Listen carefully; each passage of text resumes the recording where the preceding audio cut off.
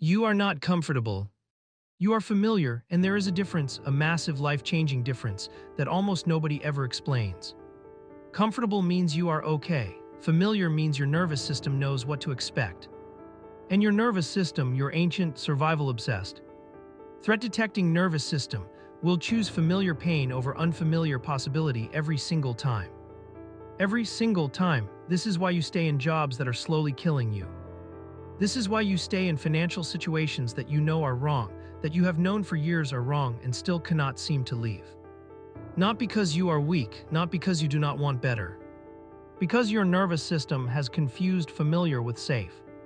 And it is protecting you from the one thing that could actually change your life. The unfamiliar, stay with me, because what I am about to show you changes everything. Let me ask you something honest. When was the last time you did something that genuinely scared you financially? Not a small discomfort, a real stomach-dropping, I'm not sure I can do this kind of scared. For most people, the honest answer is either a very long time ago or never.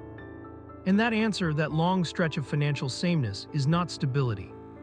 It is stagnation wearing the mask of stability. Because here is what actually happens inside the nervous system when you stay in familiar financial territory for too long.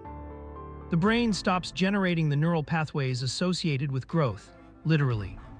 Neurologically, the circuits that fire when you encounter new challenges, the ones that build resilience, expand capability, and generate the kind of psychological flexibility that financial progress requires, those circuits atrophy when they are not used.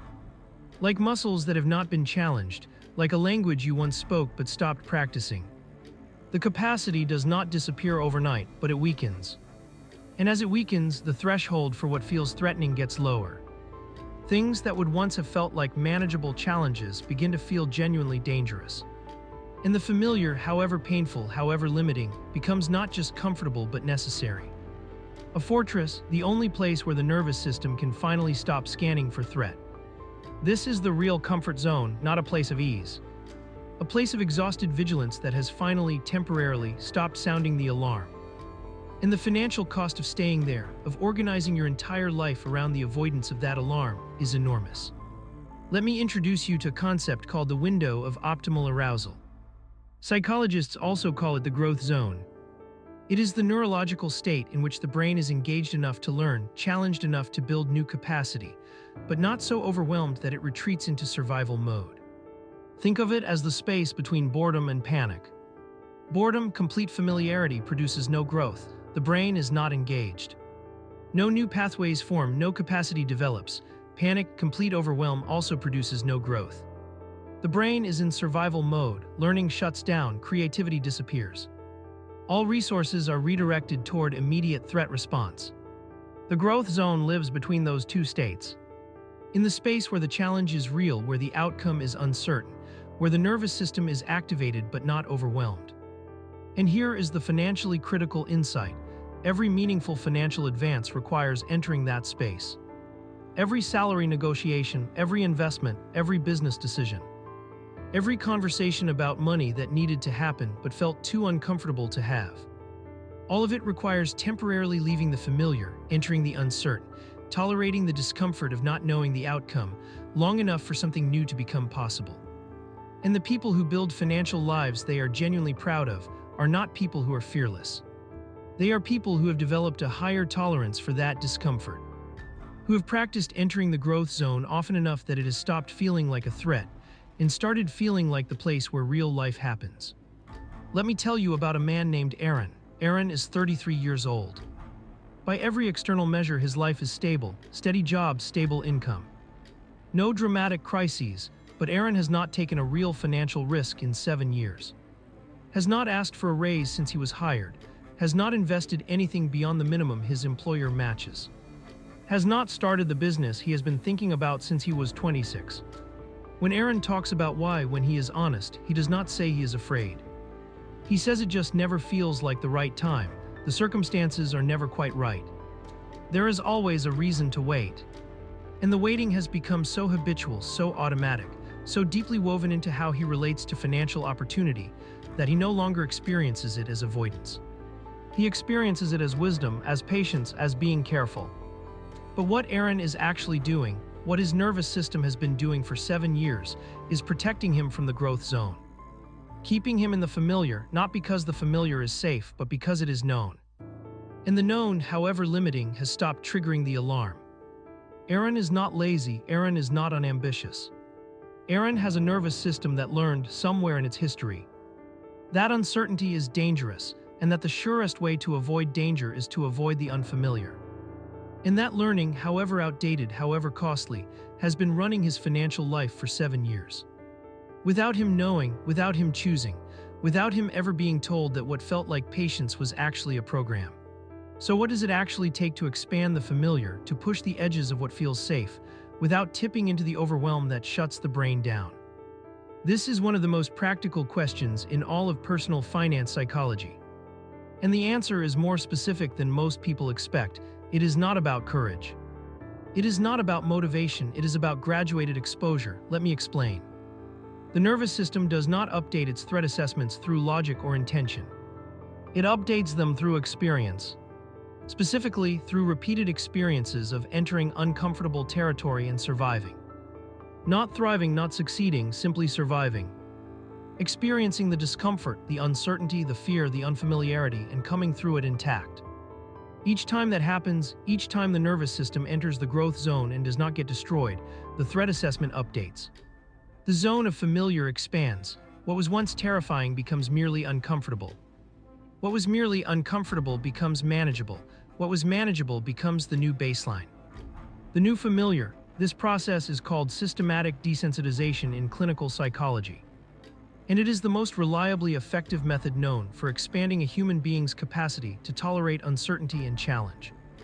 It works for phobias, it works for trauma responses, and it works with extraordinary consistency for financial avoidance. The key word is graduated. You do not start with the most terrifying financial action. You start one step outside the current edge of familiar, just one. For Aaron, that might mean researching one investment category he has been avoiding. Not investing yet, just researching, sitting with the information. Letting his nervous system learn that engaging with this topic does not produce disaster. Then when that feels familiar, one more step, opening an account. Not putting money in yet, just opening it, letting that become familiar. Then the next step, each step expands the zone.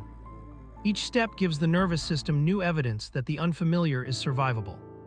And over time, through patient, consistent, graduated exposure, the edge of familiar moves further and further toward where the growth actually is. This is not exciting, it does not make for dramatic transformation stories. But it is what actually works at the level of the nervous system in a way that sticks. Now I want to talk about something that trips people up when they try to do this work. The expectation of feeling ready. Most people wait to take a financial step forward until they feel ready. Until the fear is gone, until the uncertainty has resolved. Until they know enough, have saved enough, have planned enough to feel confident that the step will not lead to disaster. But here is the truth about readiness. Readiness is not a precondition for action. Readiness is a result of action. The nervous system does not generate the feeling of readiness in advance.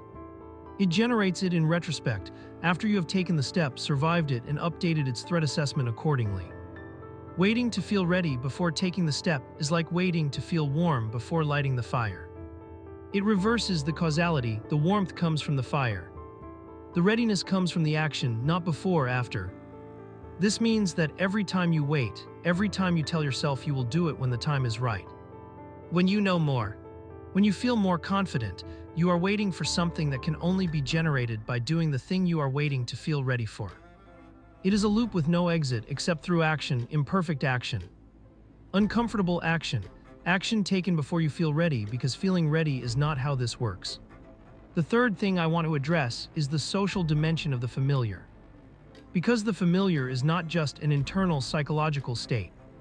It is also a social one. The people around you, the ones whose presence your nervous system associates with safety and belonging, are part of the familiar. And when you start to move beyond the financial familiar, when your behavior begins to change, when your conversations begin to shift, when the life you are building starts to look different from the lives of the people closest to you, the social familiar begins to push back. Not always consciously, not always intentionally, but with the full force of the human need for tribal consistency. Comments that seem small but carry weight, silence where there used to be support. The subtle pressure to explain yourself, to justify why you are doing things differently, as if the different itself requires defense.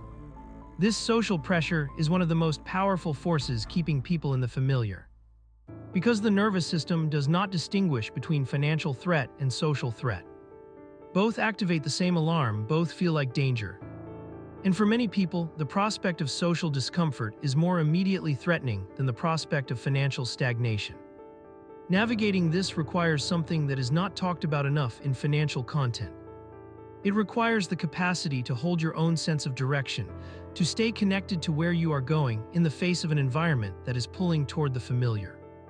Not combatively, not defensively, but with the quiet, grounded certainty of someone who knows why they are moving in the direction they are moving, and who has decided that the discomfort of growth is more acceptable than the cost of stagnation. That certainty is not something you are born with, it is something you build.